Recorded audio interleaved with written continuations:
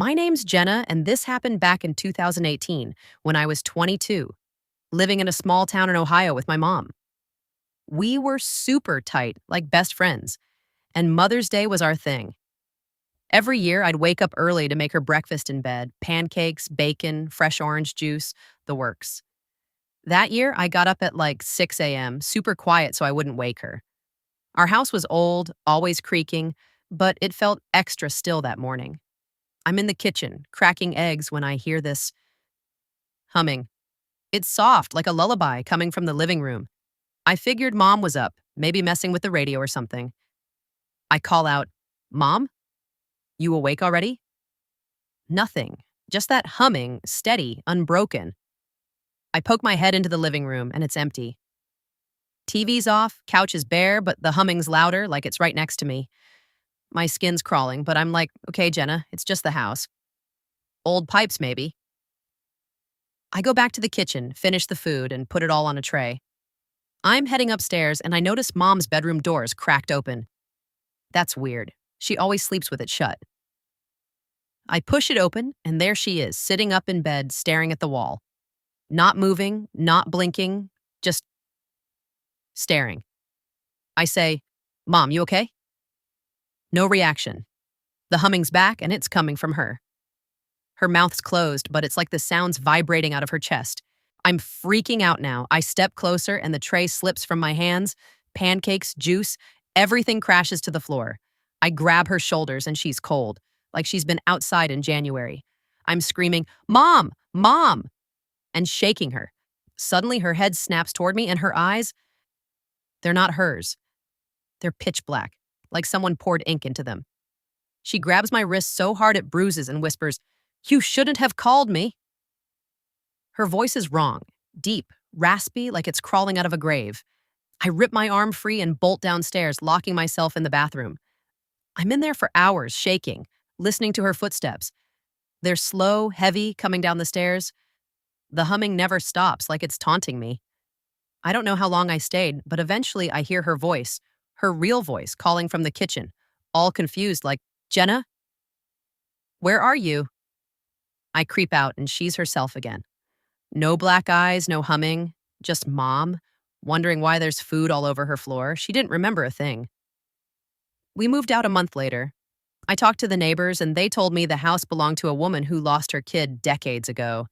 She'd hum lullabies every night, even after the kid was gone. I don't know what was in that house, but it wasn't my mom that morning.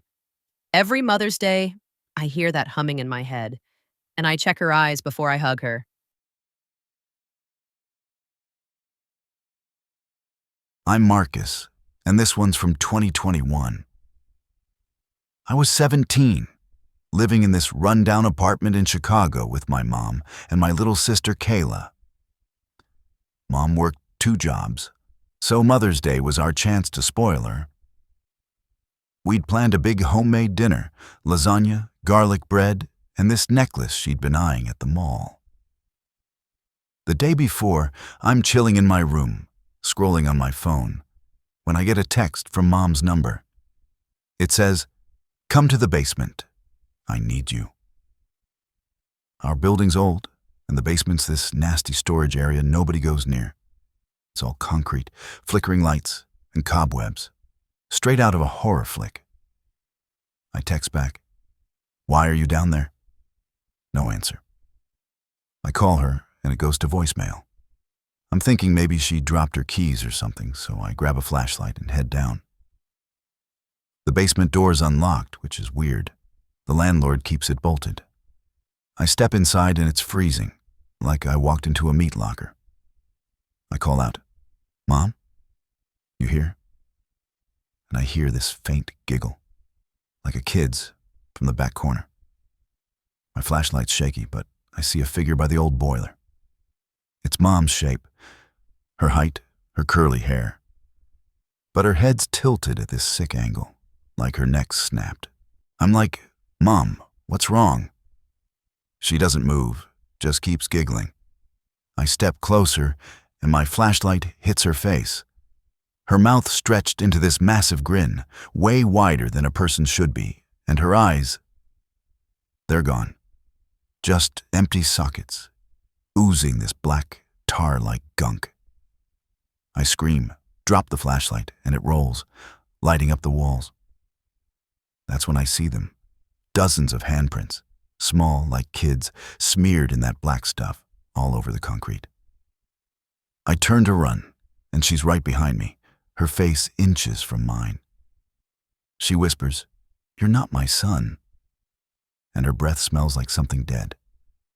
I shove past her and sprint upstairs, locking our apartment door. I'm shaking, trying to call Mom again, but her phone's still off. An hour later, she comes home from work, totally fine. No clue about any texts or the basement. I check her phone, nothing sent to me.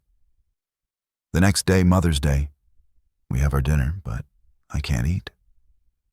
I keep seeing that grin, those empty sockets. I looked up the building's history later. Years ago, a woman in our apartment drowned her 2 kids in the basement during a breakdown. It happened on Mother's Day. Nobody knows why she snapped. I never went back to the basement. We moved a year later, but I still check my phone sometimes, half expecting another text. Kayla started drawing pictures of a smiling lady after that, and I burned them all. I don't know what was down there, but it knew my mom's face, her voice.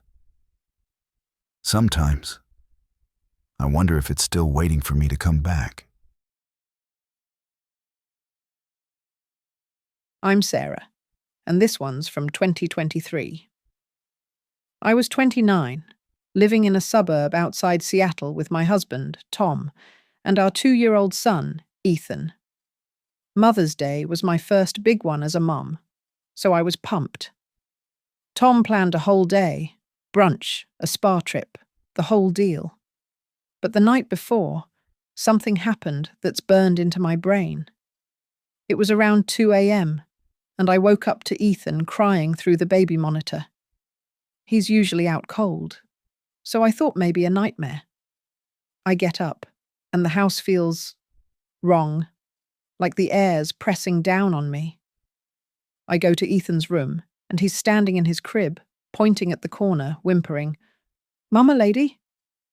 I look, and there's nothing, just his stuffed animals and a rocking chair. I pick him up, soothe him, and he falls back asleep. But as I'm leaving, the rocking chair starts moving. Slow at first, then faster, creaking like someone's sitting in it. I freeze, and I hear this whisper, "My baby." It's not my voice. It's older, hoarse, like it's been screaming forever. I clutch Ethan and run to our bedroom, waking Tom. He checks the house, finds nothing, says it's the wind. I want to believe him, but I can't. The next morning, Mother's Day, it gets worse. I'm in the kitchen making coffee, and Ethan's playing in the living room. He starts giggling, like he's talking to someone. I peek in, and he's holding out his sippy cup to the rocking chair, saying, "Lady, drink." My stomach drops. I grab him, and that's when I see it. A shadow in the corner, tall, with long, stringy hair, watching us. It's not solid, but it's moving closer. I scream, and Tom runs in, but it's gone. All day, I feel it. At brunch, Ethan keeps waving behind me. At the spa, I hear that whisper, "My baby," right in my ear. That night, I dig into the house's history. The previous owner was a woman who died in our house 20 years ago. She'd lost her toddler in a car accident and went insane with grief, refusing to believe her kid was gone. She died in Ethan's room, clutching a photo of her daughter. We moved out a week later, but it didn't stop. Ethan still points at nothing and says, "Lady's here." I started seeing her too, faint, in mirrors, always just out of sight. I don't know if she followed us, but I'm terrified she wants Ethan. I can't shake the feeling she's still with us. Sometimes, when I'm alone, I hear that chair creaking, even in our new place. I keep Ethan close, but I'm scared she's waiting for me to let my guard down. Mother's Day used to be special. Now, it's the day I dread most. Hey, I hope these stories creeped you out as much as they did me. If you've got your own terrifying Mother's Day tales, drop them in the comments. I read everyone. Smash that like button if you're still shaking, and subscribe with notifications on for more horror stories every week. Share this with your friends if you want to scare them too. Stay safe, and maybe keep an eye on who's around this Mother's Day.